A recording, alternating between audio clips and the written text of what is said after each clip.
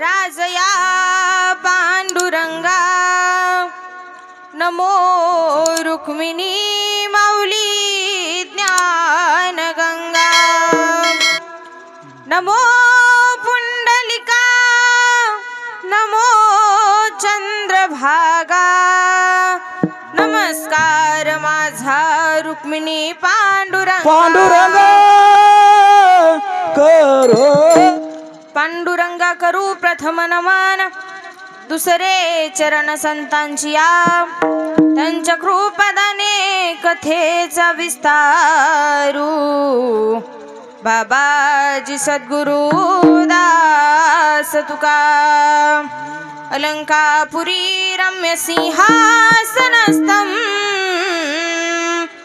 पदं भुजतेज स्फुरदिक प्रदेशं विधीन्द्रादिदेवाय सदा स्तूयमानं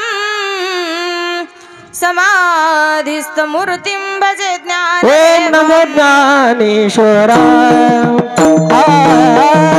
ओम नमो ज्ञानेश्वराय। प्रस्तुत प्राप्त प्रसंगी प्राप्त स्थळी कीर्तन रूपी सेवेकरता निवडलेला अभंग वैराग्याची मूर्तिमंत पुतळे असणारे सदेह वैकुंठाला जाणारे जगतवंदनीय जगद्गुरु तुकोबाराय यांचा 4 चरणाचा अभंग आजच्या सेवेकरता निवडलेला आहे। विठ्ठल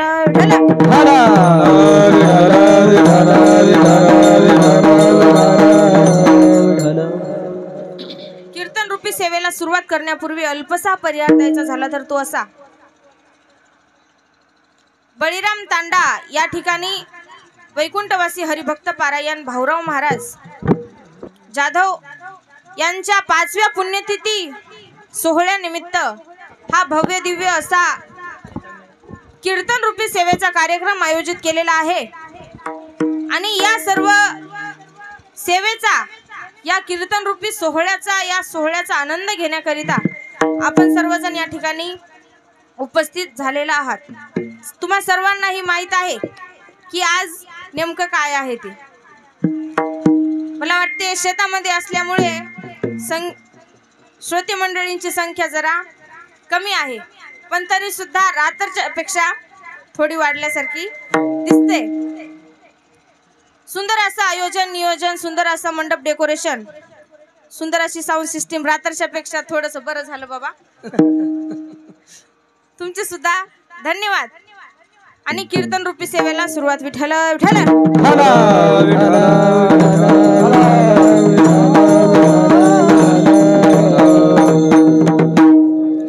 जगत नियता परमपिता परमेश्वर ज्याच्या इच्छेने अखिल विश्व चालतं, वृक्षाची पाने हले ज्याची सत्ता, किंवा तुझी या सत्तेने तुझी या सत्तेने वेदाशी बोलणे, सूर्याशी चालणे तुझी या सत्ते, ऐसा तू समर्थ ब्रह्मांडाचा धनी, ज्याच्या इच्छेशिवाय वृक्षाचं पान सुद्धा हलत नाही, त्याच अखिल कोट ब्रह्मांड नायक त्या भगवान परमात्म्याच्या इच्छेने आपण या धर्ममंडपामध्ये आज येऊन बसलेलो आहोत। आणि या धर्ममंडपामध्ये येऊन एका संतांची पुण्यतिथी आपण साजरी करत आहोत। म्हणूनच या महाराष्ट्राच्या भूमीला, या मातीला म्हटलं जातं की पवित्र ते कुळा पावन तो देश, पवित्र ते कुळा पावन तो देश, पवित्र ते कुळा पावन तो देश, पवित्र ते कुळ पावन तो देश, जेथे हरीचे दास जन्म घेती, कर्म धर्म त्यांचा झाला नारायण, त्याचे निपावन तिन्ही लोक। अशा या पवित्र मातीमध्ये, पवित्र कुळामध्ये आपण जन्म घेतलेला आहे आणि या संतांनी सुद्धा या कुळामध्ये जन्म घेतलेला आहे आणि म्हणून आपण त्यांची आज पुण्यतिथी साजरी करत आहोत। मी काही या अगोदर काल्याचं कीर्तन केलेलं नाही, पण गुरुवर्यांची आज्ञा असल्यामुळे गुरुंनी कालच सांगितलं होतं की जसं तुम्ही आजचं कीर्तन ताक टाकून टाकून गोड केलं, तशा प्रकारे उद्याचं सुद्धा कीर्तन गोड करायचं आहे। पण तरी सुद्धा मी काल्याचं कीर्तन करण्याचा प्रयत्न करत आहे, कारण या अगोदर माझा अधिकारही तेवढा नाही की काल्याचं कीर्तन करावं, पण बाबाला दुसरी तारीख आल्यामुळे आज करायला, पण जशी जमेल तशी आज आता या भजण्यावर अवलंबून आहे बघा. हरीने माझे हरिले चित्त भारवित विसरले. तुकाराम महाराज या गवळणीमध्ये सांगतात की एका गवळणीची व्यथा सांगतात आणि ती गवळण ज्या वेळेस पाण्यासाठी यमुनेच्या तीरावरती जाते आणि पाण्यासाठी गेल्यानंतर तिथे तिनं भगवान परमात्म्याला पाहते आणि स्वतःचं सर्व काही चित्त विसरून जाते आणि त्या ठिकाणी फक्त भगवान परमात्म्याकडे अशी सारखी पाहत राहते. आणि त्यावेळेस तिला दुसऱ्या गवळणी विचारतात की बाई, आम्ही 2-2 खेपी टाकून सुद्धा आलो, पण तू या ठिकाणीच उभी आहेस. त्यावेळेस ती गवळण काय म्हणते की हरीने माझे हरिले चित्त भारवित विसरले. माझं वितादिकांचा सुद्धा भार विसरलेला आहे. माझं त्या भगवान परमात्म्यांना चित्त चोरलेलं आहे आणि आता तर मी या ठिकाणी बऱ्याच वेळापासून उभी आहे. मग आता जर मी घराकडे गेले तर मला माझी सासू शिव्या देईल. मग त्याकरिता मी आता कैसी जाऊ घरा, नो हे बरा लौकिक. आता काही माझं खरं नाही, मी घरी कशी जाऊ. आणि आता मी जर घरी गेले, हे सर्व बाकीच्या लोकांनी तुम्ही पाहिलंय आणि तुम्ही माझ्या कुटी म्हणजे काय तर लावाय दिव्या चाड्या करणे. आता हे लोक माझ्या सासूला जाऊन सांगतील आणि मग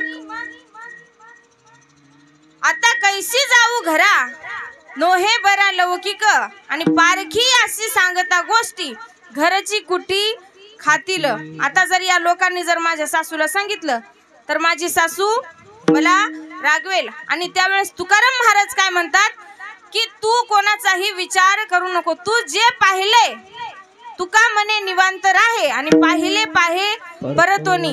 तू जे भगवान परमात्म्याचं रूप पाहिलेलं आहे ते फक्त एकच वेळेस नाही तर वेळोवेळा त्यालाच तू पाहत राहा, दुसऱ्याचा विचार करू नको. हा झाला अभंगाचा सरळ सोपा भावार्थ. विठ्ठल विठ्ठल.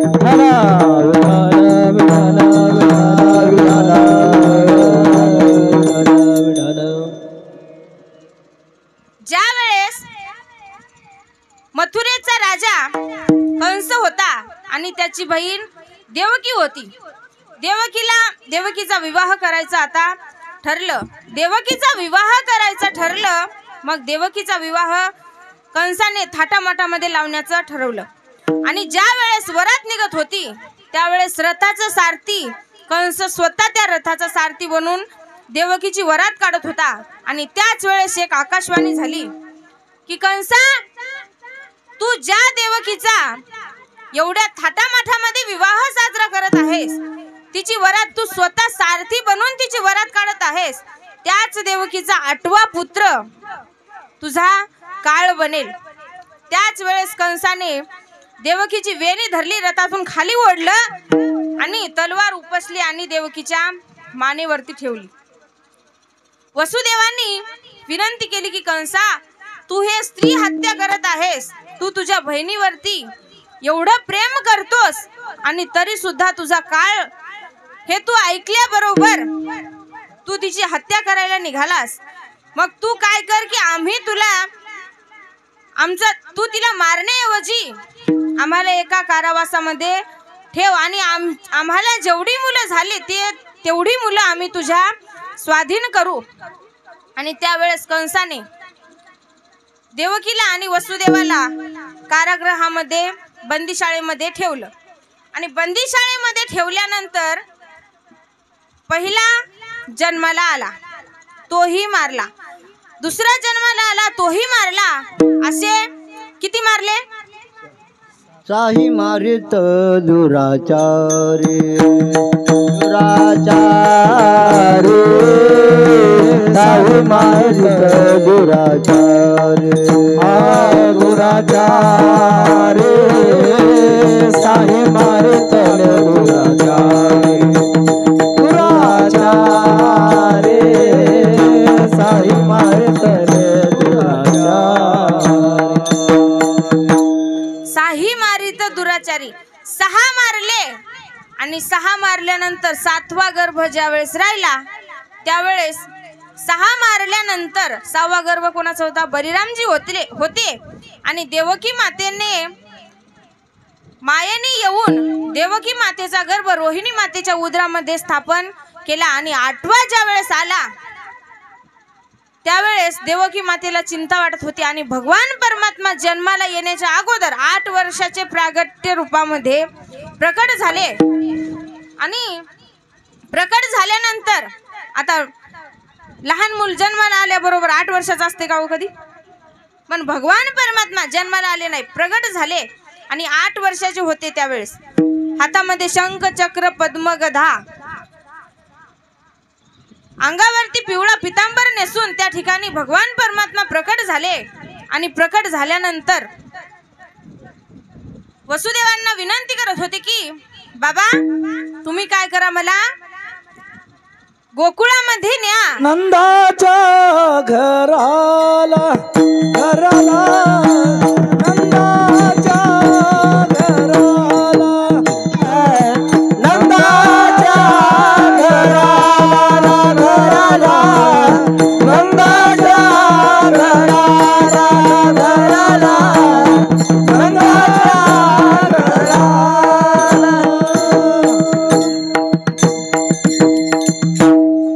नंदाच्या घराला मज नेई गोकुळाला. मग भगवान परमात्म्याने सांगितलं की नंदाच्या घराला मला न्या आणि त्या ठिकाणी माया उपजली तेथे ठेवी मज आणि येथे त्या ठिकाणी मायेने जन्म घेतलेला आहे आणि त्या मला तिथे ठेवा आणि त्या मायेला तुम्ही या ठिकाणी घेऊन या. वसुदेव म्हणले तू आम्हाला सांगायलास की मला नंदाच्या घरामध्ये नेऊन ठेवा. आम्ही काही कीर्तन प्रवचनाला बसलेलो नाहीत की आलं मनात घेतलं ध्यानात आणि गेलं उन्हात.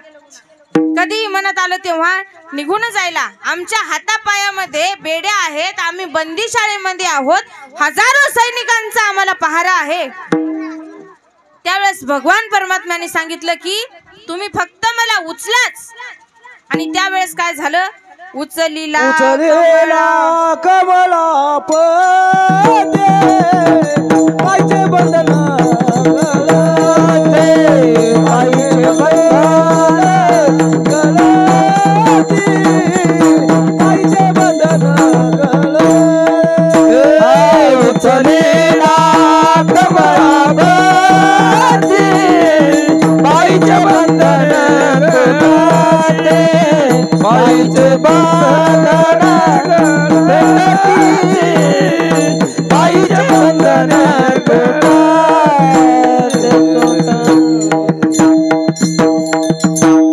उचलीला कमळापती पायचे बंधने गळती.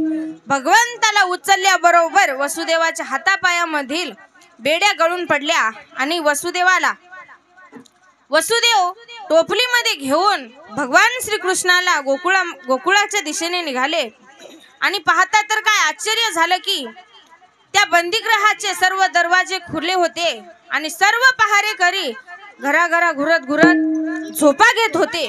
त्यावेळेस वसुदेव भगवान परमात्म्याला घेऊन गोकुळाकडे निघाले आणि यमुनेमधून जात असताना यमुनेचं पाणी सर्वप्रथम जसे जसे समोर वसुदेव जायला लागले तसं तसं पाणी वाढत पुर चढला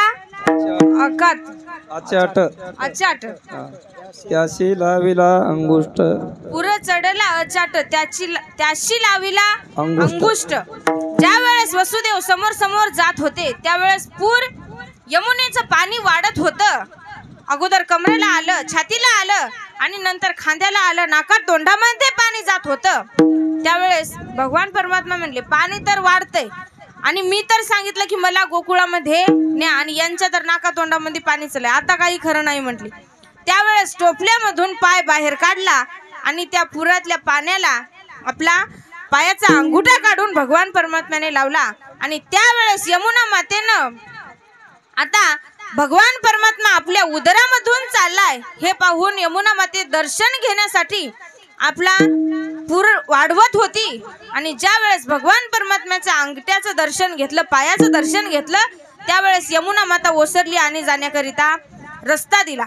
मग ज्या भगवान परमात्मा गोकुळामध्ये गेले. वसुदेवानी त्या ठिकाणी ठेवलं आणि मायेला तिथून घेऊन वसुदेव मथुरेमध्ये तळवे तळ हात टेकीत, तळवे तळ हात टेकीत, डाव्या गुडघ्यान रांगत, डाव्या गुडघ्यान रांगत. असं म्हणू नाही कदाचित भगवान परमात्मा रांगायला लागले कसे की तळवे तळ हात टेकीत, डाव्या गुडघ्याने रांगत. आता तुम्हाला सर्वांना लेकर बाळ झालेत. आपण कितीतरी लेकर बघले पण डाव्या गुडघ्यानं रांगणार पाहिलं का हो? पण भगवान परमात्मा डाव्या गुडघ्यानं रांगायचे आणि भगवान परमात्मा हळूहळू मोठे होऊ लागले. खोड्या सुद्धा वाढू लागल्या. कोणाच्या घरी जायचं, कोणाचं दही दूध चोरायचं आणि खायचं. सर्व एकत्रित गोपाळ केले आणि सर्वांना सांगितलं की आपल्याला काय करायची की दह्या दुधाची चोरी करायची आहे. आणि असे एकत्रित गोपाळ जमा केले आणि गायी वळायला जायचे. त्यावेळेस भगवंतांनी विचारलं की का रे बाबा, आपण तर एवढ्या गायी म्हशी आपल्याकडे आहेत आणि तरी सुद्धा तुम्ही असेच का? त्यावेळेस त्यांनी सांगितलं की जे काही असली माल आहे ते मथुरेमध्ये जाते, आम्हाला काय मिळतंय नुसतं ताक, म्हणून आमची ही अशी अवस्था आहे. मग भगवान परमात्मा म्हणले आजपासून मथुरेमध्ये जाणार दही दूध तूप बंद. मग ते कसं? मग एके दिवशी गवळणी मथुरेला दही दूध तूप घेऊन विकायला जात होत्या आणि विकायला गेल्यानंतर जात असताना वाटेमध्ये भगवान श्रीकृष्णाने त्यांना अडवलं आणि सर्व गोपाळ एकीकून आणि गवळणी एक साईड होत्या. भगवंतांनी त्यांना अडवलं की बा दही दूध तूप घेऊन मथुरेमध्ये तुम्ही जाऊ नका, मथुरेमध्ये जाऊ नका, आपल्याच घरी जे काय आहे ते खायला द्या. आणि त्यावेळेस तरी सुद्धा गवळणी ऐकत नव्हती आणि असं तसं करून बाकीच्या गवळणी निघून गेल्या आणि एकच गवळण त्या ठिकाणी राहिली. आणि ती गवळण भगवान परमात्म्याला विनंती करत होती कशी की जाऊ दे रे मला, जाऊ दे रे मला, जाऊ दे रे मला, मथुरेला नंदला रे गोपाला, नंदला रे गोपाला. निघून गेल्या गवळणी साऱ्या मथुरेच्या बाजाराला. सर्व गवळणी गेलेल्या आहेत, देवा मला जाऊ दे रे अशी म्हणून विनंती करत होती. आणि त्या दिवशी गवळणी दही दूध तूप घेऊन मथुरेमध्ये गेल्या आणि मथुरेमध्ये गेल्यानंतर त्या तर जाते वेळेस मथुरेमध्ये गेल्या पण भगवान परमात्म्याने त्यांचं चित्त चोरलेलं होतं आणि चित्त चोरल्यानंतर मथुरेमध्ये गेल्या. आणि मथुरेमध्ये गेल्यानंतर दही दूध तूप विकत असताना त्या गवळणी काय म्हणत होत्या की दुडीवर दुडी गवळण साथे निघाली, दुडीवर दुडी गवळण साथे निघाली, दुडीवर दुडी गवळण साथे निघाली, दुडीवर दुडी गवळण साथे निघाली. कोणी दामोदर गागे तव तव हसती मधुर जागे, तुझ्या कोणी दामोदर गागे तव तव हसती मधुर जागे, हसती मधुर जागे, हसती मधुर जागे.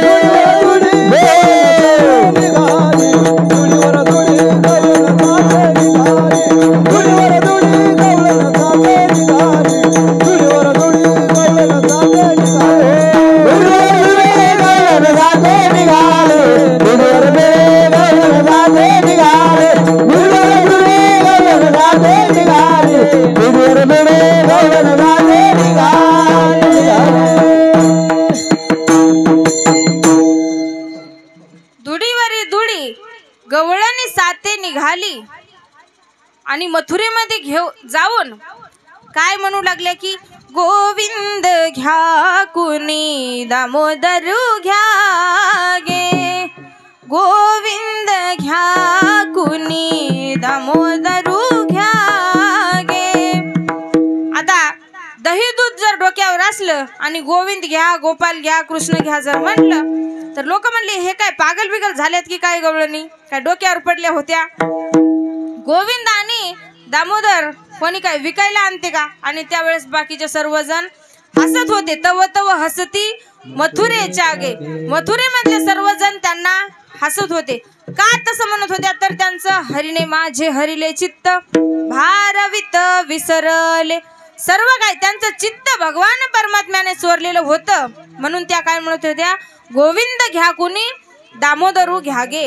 मग भगवान परमात्म्याच्या अतिशय खोड्या वाढत गेल्या. भगवान परमात्म्याने मग एक मंडळ निर्माण केलं आणि ठरवलं की आज काय करायचं की सर्वांनी अगोदर चोरी करायची शिकायची म्हणलं तर अगोदर ज्याच्या त्याच्या घरी शिकता येईल कोणी असो. मग भगवान परमात्म्याने सांगितलं की आज ज्याच्या त्याच्या घरी ज्याच त्यानं चोरी करायची. मग सर्वांनी ठरवलं आणि काही सर्वांनी चोरी केली. काही जणांनी मार खाला काही जणांना बांधून ठेवलं. मग दुसऱ्या दिवशी सर्वजण भगवान कृष्णाकडे गेले आणि भगवंताला सांगितलं की देवा आमच्याने काही चोरी करणं होणार नाही. आज बाबा तुझं ऐकलं आणि बदा बदा बदा नुसता मार खाला. तुझा ऐकून आम्ही मार खाला. देव म्हटले एवढ्यावरच हार मानायची नसते. आता तुम्ही मार खाला पण एकदा चुकलं तर शिकतं माणूस बरोबर. मग तुम्ही काय केलं आता तुम्हाला तुमच्या घरची चोरी करता येत नाही मग तुम्ही दुसऱ्यांच्या घरची कशी करसाल. मग त्यावेळेस 2-3 वेळेस ज्याच्या त्याच्या घरी चोरी करून पाहिलं आणि चोरी करायला शिकले. मग प्रत्येकीच्या घरी जायचं दही दूध चोरायचं आणि मडके सुद्धा फोडायची आणि बाहेर यायचं. मग खोड्या वाढतच चालल्या होत्या आणि त्यावेळेस खोड्या वाढत जात असताना गवळणी यशोदा मातेकडे जायच्या आणि यशोदेला काय म्हणायचे की यशोदे ग तुला येई राग यशोदे ग तुला येई राग यशोदे ग तुला येई राग यशोदे तुला येई राग तुझ्या कानाला काहीतरी तुझ्या कानाला काय तरी यशोदे तुला येईल राग यशोदे तुला येईल राग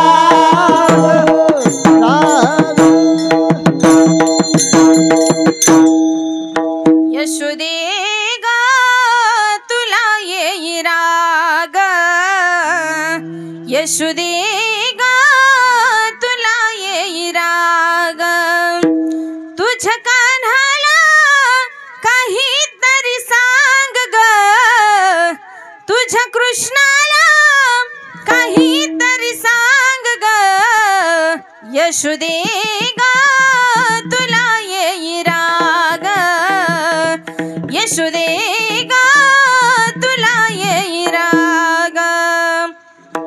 यशोदा मातेकडे जायच्या आणि घराने घेऊन सांगायच्या की यशोदे तुला येईल राग आणि तुझ्या कान्हाला काहीतरी सांग ग. आणि त्यावेळेस यशोदा माता विचारायची की माझ्या मुलाने केलं तरी काय. त्यावेळेस गवळणी सांगायची की तोंड करी वाकुडे मला म्हणे तू वेडे तोंड करी वाकुडे मला म्हणे तू वेडे तुझ्या कान्हाला काहीतरी सांग ग तुझ्या कृष्णाला काहीतरी सांग ग यशोदे ग तुला येई राग यशोदे ग तुला येई राग. यशोदे तुला राग येईल तुझ्या कानाला काहीतरी सांग. आणि भगवान परमात्म्याला त्यावेळेस यशोदा माता सांगत होत्या की कृष्णा बाळा खोड्या करू नये. आपण आपल्या लेकराला सांगतो की लेकरू जर बाहेर जात असेल आणि आपलं लेकरू खेळायला गेलं म्हणजे काहीतरी खोड्या आपल्याकडे येतात की दुसऱ्याचे लेकरं येतात की मला यानं मारलं. पण त्यावेळेस आपण आपल्या मुलाला सांगतो की समजावून बाबा दुसऱ्याच्या लेकराला भांडणं करत जाऊ नये. आणि भगवान परमात्म्याला सुद्धा यशोदा माता त्याच प्रकारे समजून सांगत होत्या आणि तरी सुद्धा भगवान परमात्मा काही ऐकत नव्हते. मग एका दिवशी एका गवळणीने काय म्हटली की आता म्हटली तू माझ्या घरी येच म्हणली तुझं तंगडच मोडते म्हणली.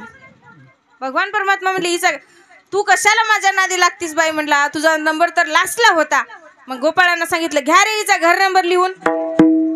आणि त्या दिवशी तिच्या घरी जायचं ठरवलं. मग तिच्या घरी जायचं ठरवलं आणि तिच्या घरी गेले. मग तिच्या घरी चोरी केली.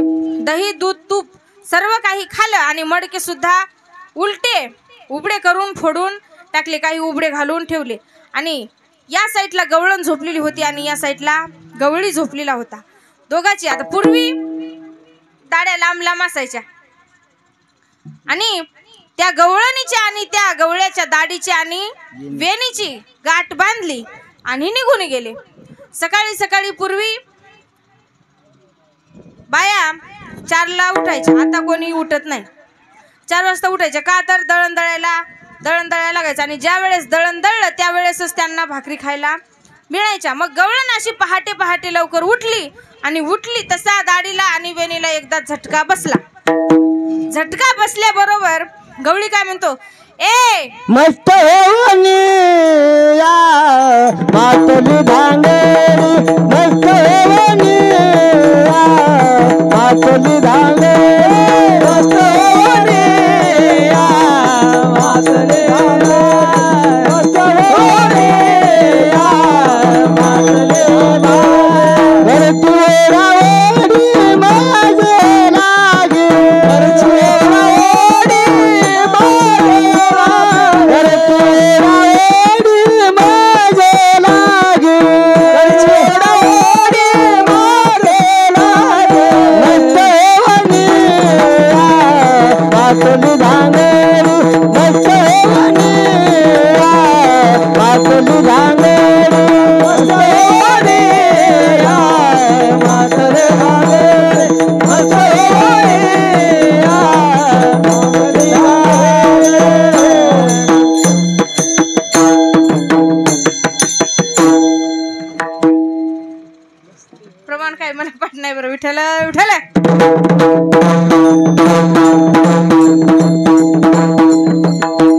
मस्त होनिया मातली धांगडी धांगडी म्हणजे मस्त होनिया मातली धांगडी मस्त होऊन या मातली धांगडी ओढाओढी मजा लागली करती ओढाओढी मज लागे. बायकोनी दाढी ओढली आणि तो काय म्हटला की आता काय आपलं वय आहे का की ओढाओढी तू करायला लागलीस माझी दाढी ओढतीस या वयामध्ये हे तुला शोभतं का. ती काय म्हणती काय हो तुम्हाला काय कळतंय का नाही आता नाता आलेत सुना आल्यात आणि आता माझी वेणी ओढताय. म्हटलं मी वेणी ओढली नाही. ती म्हणली मी दाढी ओढली नाही. मग हे नेमकं झालं काय दोघंही एकदाच उठले आणि उठल्यानंतर पाहतात तर काय वेणीची आणि दाढीची गाठ बांधलेली होती. मग सोडायला लागले तरी सुद्धा सुटना, कापायला लागले तरी सुद्धा कापना आणि जाळायला लागले तरी सुद्धा जळत नव्हती. आणि असं करत करत सोडता सोडता उजडून गेलं आणि शेजारचा रामभाऊ ते आला आणि म्हटलं की आज एकनाथरावांचं घर एवढं इथल्या एकनाथरावांनी धरू नका बरं एवढं 8 वाजले तरी सुद्धा दार कस काय उघडलं नाही. त्यांनी दाराला जाऊन धडाधडा वाजवलं आणि वाजवल्यानंतर तो काय म्हणतो अरे अरे गप गप गप गप एकटाचे आतमध्ये. आणि ह्यो म्हणला झालं तरी काय अरे एकटाचे आणि आल्यानंतर पाहतो तर काय वेणीची आणि दाढीची गाठ बांधलेली होती. आणि वेणीची दाढीची गाठ बांधल्यानंतर त्यावेळेस सोडलं तरी सुटत नव्हती, कापलं तरी कापत नव्हती, जाळलं तरी सुद्धा जाळत नव्हती. आणि त्यावेळेस तो गवळी काय म्हणाला गवळणीला की तू कोणाला तरी काही बोलली होती का. ती म्हटली हो म्हणली मी त्या नंदाच्या पोराला म्हटले होते की तू माझ्या घरी ये आल्यानंतर तो तंगडच मोडतो. तो म्हटला हा आता हे याचाच परिणाम आहे आता मोड तंगड. मग म्हणली आता याच्यावर उपाय काय. तर त्यावेळेस सांगितलं की ज्या वेळेस तू त्याला विचारशील त्यावर तोच ही गाठ सोडू शकतो. आता ब्राह्मणानं गाठ बांधली तरी सहजासहजी तुटत नाही, मग ती तर भगवान परमात्म्याने बांधली बांधलेली गाठ होती. आणि मग ती म्हणली की मग आता आपण असं कसं जायचं, आणि त्यालाच आपल्या घरी बोलवा ना. ती म्हटली त्याला आपल्या घरी बोलवायला, तो काय आपला बाप नाही, ये म्हणलं तिकडे यायला, आपल्याला तिकडे जावं लागेल. मग त्यावेळेस गोकुळामधून गल्ल्या गल्ल्याने बोळ्या बोळ्याने दाढीची आणि वेणीची गाठ बांधलेली निघत होती. नवरी होती 10 फूट उंच आणि नवरदेव होता 5 फुटाचा. याला असं चालावं लागत होतं, तिला अशी माग माग वडत नेत होती ती. तो म्हटला लग्न होताना तर ही माझ्या माग होती, मी पुढे होतो, आणि आता कसं झालंय की ही पुढे झाली आणि मी माग झालो. आणि नंदवाड्यामध्ये गेल्यानंतर गेल्या भगवान परमात्म्याकडे पाहिलं आणि भगवान परमात्म्याची दृष्टी त्या वेणी आणि दाढीच्या गाठीवरती पडताच ती गाठ सुटून गेली. मग भगवान परमात्म्याच्या आणखीच खोड्या वाढत होत्या आणि प्रत्येक जण जाऊन यशोदा मातेला सांगत होते की तुझ्या मुलाला तू सावर, तुझ्या मुलाला तू काहीतरी सांग. आणि त्यावेळेस यशोदा मातेने हातामध्ये काठी घेतली आणि भगवान परमात्म्याला सांगितलं आणि म्हणाले की काय म्हणाले की खोड्या नको करू माझे बाबा, बाबा खोड्या नको करू माझे बाबा, हाती घेऊन या काठी शिकविती जग जेठी, यमुनेची माती खाशी का का का, यमुनेची माती खाशी का का का बाबा, खोड्या नको करू माझे बाबा, बाबा खोड्या नको करू माझे बाबा. यशोदा मातेने सांगितलं की बाबा खोड्या करू नको, आणि हातामध्ये काठी घेऊन सांगत होत्या की बाबा तू खोड्या करू नको. आणि भगवान परमात्म्याच्या खोड्या वाढत गेल्या आणि अशाच खोड्या वाढल्यानंतर एका गवळणीचं भगवान परमात्मा चित्त चोरत होते, त्यांना आपल्याकडे आकर्षित करून घेत होते. आणि त्यावेळेस गवळणी आपलं सर्व देहभान विसरून जाऊन भगवान परमात्म्याकडे, भगवान परमात्म्यामध्ये लीन होऊन जायच्या. ते स्वतःचं देहभान विसरून जायचे की मी कोण आहे आणि मला काय करायचंय हे सुद्धा ते विसरून जायच्या. आणि त्यावेळेस बाकीच्यांनी सांगितलं त्यावेळेस त्या जाग्या व्हायच्या आणि म्हणायच्या की आता कैसी जाऊ घराला. हे महाराज कैसी जाऊ घरा, आता कैसी जाऊ घरा,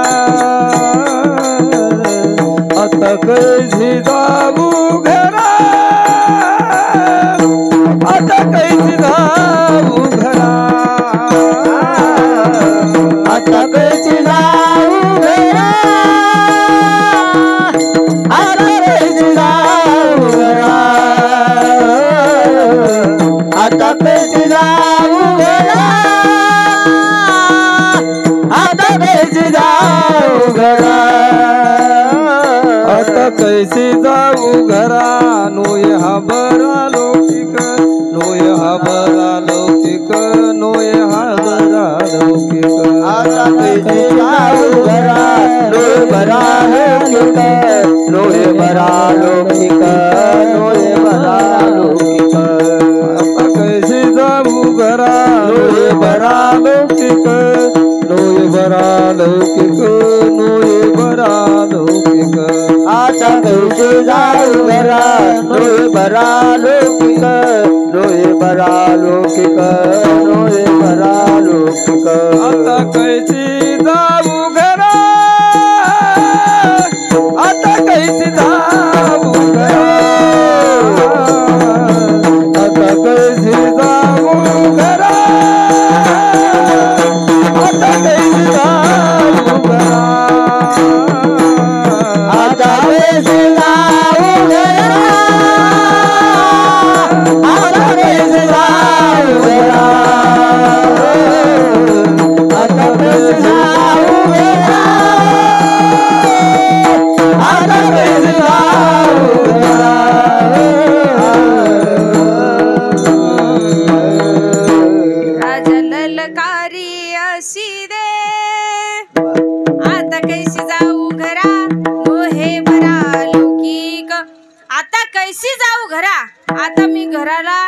कशी जाऊ आणि घरी गेल्यानंतर माझी सासू मला शिव्या देईल आणि आता हे पाहिलेले लोक घरी जाऊन सांगल्याशिवाय राहणार नाही. आता कैसी जाऊ घरा नोहे बरा लौकिक आणि पारखी अशी सांगता गोष्टी घरची कुटी खातील. आता घरच्याला जर घरानं सांगितलं तर घरचे शांत बसतात का? नाही. मग आता घरचे तर शांत बसणार नाहीत आणि मला तर मी माझं देहभान विसरून गेलेलं आहे. आणि त्यावेळेस तुकाराम महाराज म्हणतात की तू ज्या रूपाला पाहिलेला आहेस, ज्या रूपामध्ये तू विलीन झालेली आहेस, तेच रूप तू पुन्हा पुन्हा पाहत राहा. तुका म्हणे निवांत राय, म्हणे निवांत राय,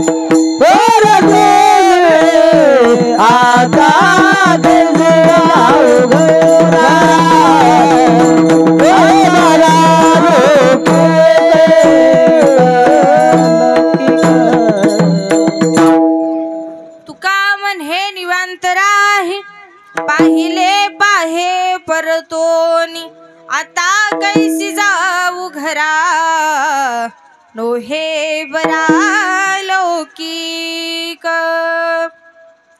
आज ही काल्याची सांगता आहे. कितीही मोठा सप्ताह ठेवा आणि कोणतेही महाराज बोलवा, कितीही मोठा महाराज बोलवा आणि काल्याचं कीर्तन झाल्याशिवाय काही सांगता होत नाही. किती दिवसाचा सप्ताह राहू द्या, 2 दिवसाचा राहू द्या, 1 दिवसाचा राहू द्या, 8 दिवसाचा राहू द्या, 11 दिवसाचा राहू द्या, 21 दिवसाचा राहू द्या किंवा महिनाभराचा राहू द्या, कालला झाल्याशिवाय सांगता होत नाही. आणि आजची ही सांगता 2 दिवसाचा आपला कार्यक्रम आणि या कार्यक्रमाची आजची ही सांगता. आता भागवत ऐकलं का तुम्ही कधी? भागवत जर ऐकलं, भागवत ऐका बसले, कितीही महापुराण सांगू द्या आणि त्या पुराणामध्ये जर बायाला जे माहित नाही ते जर सांगितलं नाही, भक्त प्रल्हादाची कथा, भगवान श्रीकृष्णाचा जन्म आणि कृष्णाचं लग्न हे जर सांगितलं नाही की बाया काय म्हणतात की ते भागवत होतं का? माय नुसतीच बोलू लागली बाई रोज येऊन. आणि काल्याच्या कीर्तनामध्ये दाढीची आणि वेणीची गोष्ट सांगितल्याशिवाय बाया म्हणतात की ते काय कीर्तन होतं काय? सांगितलंच नाही की त्या बाईनं दाढी वडायची वेणी वडायची, असं होतंय. मग आजची ही सांगता माझ्या पद्धतीने जसं जमेल तसं मी बोलण्याचा प्रयत्न केलेला आहे, कारण मी काही यापूर्वी कीर्तन केलेलं नव्हतं. आता भाऊराव महाराजांच्या द्वारामध्ये येऊन त्यांच्या समोर समाधीच्या समोर पहिलं कीर्तन करण्याची, काल्याचं पहिलं कीर्तन करण्याची संधी मला प्राप्त झाली. ते आमच्या एकनाथ दादामुळे, त्यांचे मी सहर्ष आभार व्यक्त करते. तुम्ही सर्व श्रोते मंडळी या ठिकाणी येऊन माझी जसे जमल तसे वेडी वाकडी सेवा श्रवण करण्याचं काम केलं, त्याबद्दल तुमचे सुद्धा सर्वांचे मनापासून आभार व्यक्त करते. आणि या कीर्तनाला रंग भरण्याचं काम, आता महिला मंडळ तुम्ही रांगोळी काढता का? रांगोळ कितीही सुंदर काढू द्या, पण त्यामध्ये जर रंग भरला नाही तर तिची शोभा दिसते का? नाही. मग या कीर्तन रूपी सेवेला रंग भरण्याचं ज्यांनी काम केलं असे असणारे आमचे सर्व भजनी मंडळ आणि मृदंगाचार्य, तुमचे सुद्धा मनापासून आभार व्यक्त करते.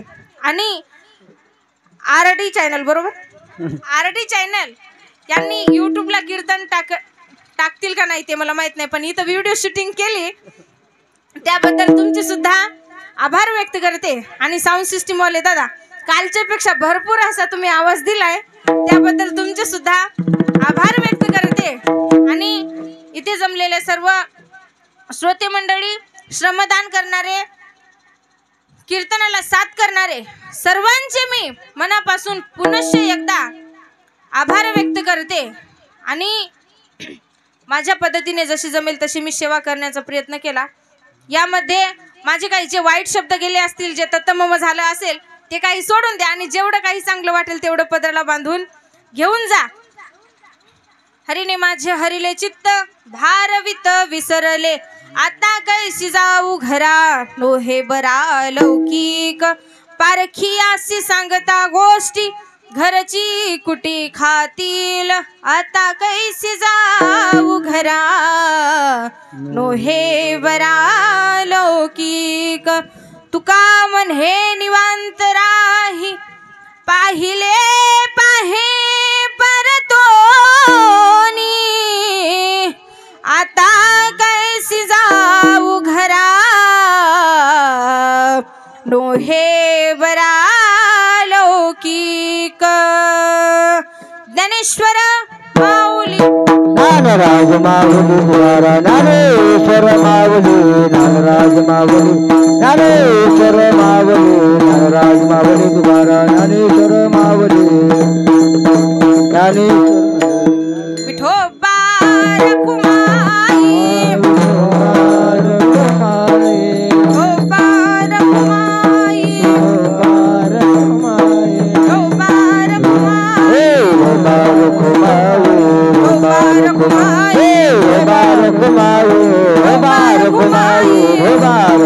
रखुमाई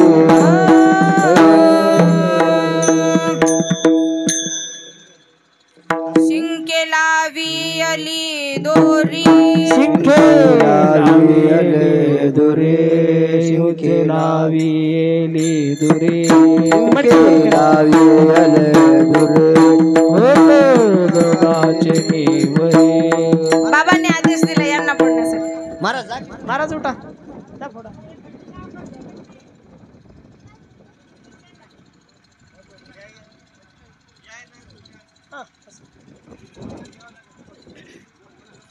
विना विना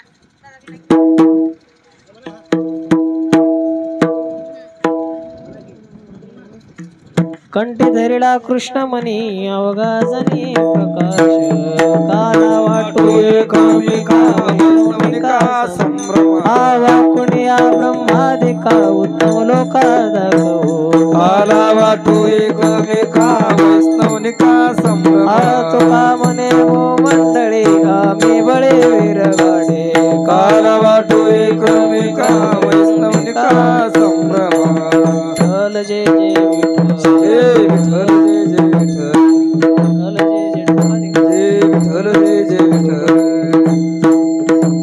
विठ्ठल जय जय विठ्ठल बोले कुरे देवाकडे उतरू करा क्षमा अपराध महाराज तुम्ही शीत नाही चारला कारण फुला करा क्षमा अपराध महाराज तुम्ही तुका म्हणे ज्ञानेश्वरा का पाया पैकी करा क्षमा अपराध ज्ञानदेव तुकारा झाले समाधान तुमचे देखील चरण आता उठायचे मनाईते नाही नारायण सुरवाडे खपणे आरतीला आरती लेखिणे आता आरतीला आरती तुका म्हणे भोग गेला निर्वाळीला लाग प्रेमे सप्रेमे आरती गोविंदा देव वाळती धन्य धन्य ते रोचना नित्य करते अवरोकन बाळा प्रोडाग्नी मुग्धा वाळती परमानंदा धन्य ते रोचना नित्य करते अवरोकन नामा म्हणे केशवा ते देखून राहिलो तटस्थे धन्य धन्य ते लोचना नित्य करते अवलोकन